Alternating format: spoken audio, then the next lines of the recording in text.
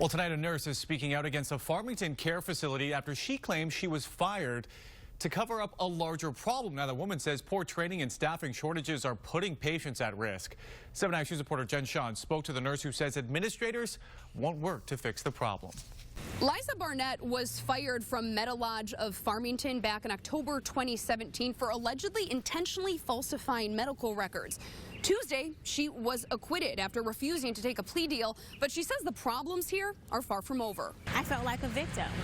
I mean, I really felt like a small person without a voice. Barnett says she was the fall person for Medilodge of Farmington when the state AG's office charged her with 2 counts of intentionally falsifying medical records. Her attorney says she was trying to correct an error and speak up to protect a patient who didn't receive their designated treatment for several days.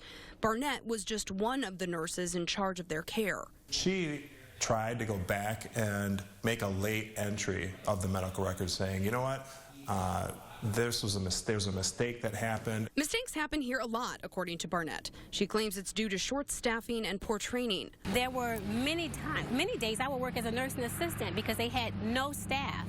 Staffing, among other things, at Medilodge of Farmington ranks below the state average compared to other Medicare nursing homes. And I thought that I could be a voice for any other nurse that ends up in a situation. You have to fight. Even though all the chips are stacked against you, you have to fight. In a statement, a spokesperson from the AG's office says, in part, they were surprised by the jury's decision to acquit Barnett. In that quote, while this marks the end of this particular case, we are committed to always taking action to protect Michigan's vulnerable residents. Barnett, who is now employed as a nurse elsewhere, says she plans to seek damages for wrongful termination. Medilodge declined to comment on our story. In Farmington tonight, Jen Shantz, 7 Action News. Thank you, Jen.